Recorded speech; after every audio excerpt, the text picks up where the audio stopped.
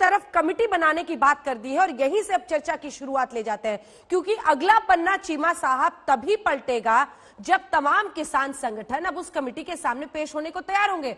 Supreme court ने साफ पूछा है कि आप सरकार के सामने जाने को तैयार हैं, आप सुप्रीम कोर्ट की बनाई कमेटी की तरफ क्यों नहीं जाएंगे? यह सवाल तो अब पूछा जाएगा कि अगर किसान वाकई एक समाधान चाहते हैं तो उन्हें सुप्रीम कोर्ट की कमेटी के सामने तो जाना ही पड़ेगा। इसके लिए तो खुलकर रजामंदी आनी चाहिए सभी की तरफ से। चीमा साहब, देखिए, अगर इन कानूनों को एक तरफ रख के कोई कमेटी बनाई जाएगी तो उस पे आज किसान संगठन फैसला करेंगे और मुझे आशा है कि कोर्ट के अनुसार फैसला आएगा। और कोर्ट ने जो बात कही है उसमें कमेटी बनाकर मैं तो समझूंगा कि इसके बाद एक ऐसा बढ़िया कानून आएगा कि जिसमें किसानों की जो मांग है और जो एमएसपी की बात है वो भी उसमें शामिल हो जाएगी, क्योंकि जब किसानों के माध्यम से कोई कमेटी बनेगी तो नेचुरली उनकी सभी बातें उस कमेटी में आएगी। ठीक है, अजय आलोक जी आप रिस्पॉन्ड करना चाह रहे थे, एक बार आपसे एक सवाल पूछ रहे हैं वो। अजय आलोक जी पूछिए।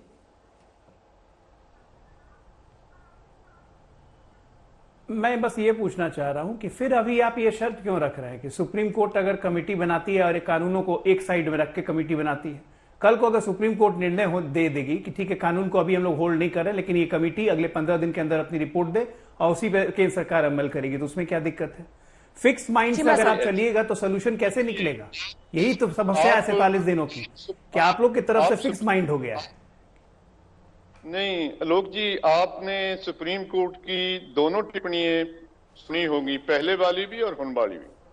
उन्होंने कहा है कि अगर सरकार रोक नहीं लगाएगी तो हम रोक लगा दें। तो आप फिर दूसरी तरफ से बात शुरू करते हैं कि अगर नहीं होल्ड लगाई जाए और कानून कोर्ट नहीं करती है, नहीं कोर्ट करेगी तो उसके बाद दोबारा विचार किसान संगठन कर लेंगे ना। उसका जवाब तो आज नहीं दे सकते हैं, लेकिन जो कोर्ट ने कहा है, आज जो कहा है किसान संगठन जो है वहां पर क्या कोर्ट से ऊपर है? किसानों के हालात को देखते हुए, इस देश के हालातों को देखते हुए आज कोर्ट ने जो भी कहा है हम उसका स्वागत करते हैं अपनी तरफ से।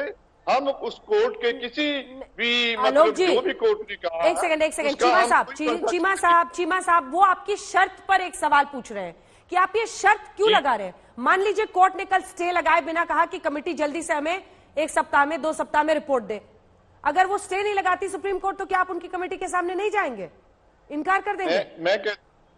मैं अंजना जी कहता हूं कि उल्टी तरफ से मुझे सवाल क्यों कर रहे हैं अजय लोक जी। मैं इनको कहता हूं कि कोर्ट ने तो सबसे पहले कहा जी कि आप इसको होल्ड करो, नहीं तो हम होल्ड करेंगे।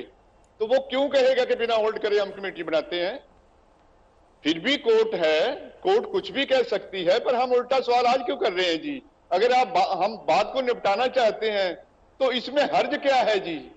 जो आज व्यापारी काम कर रहा है, जो आज प्रस्ताव गवर्नमेंट ने ले आई है कमेटी के तौर पे कहिए या किसानों के समक्ष जो ले आई है, उसके बाद जो मौजूदा कानून है उसमें व्यापारी को क्या दिक्कत है जी? काम करने को कर रहे हैं व्यापारी, कपास भी खरीद रहे हैं, गेहूं भी खरीद रहे हैं, सब कुछ खरीद रहे हैं, उनको मतलब कोई दिक्कत ही नहीं है जी।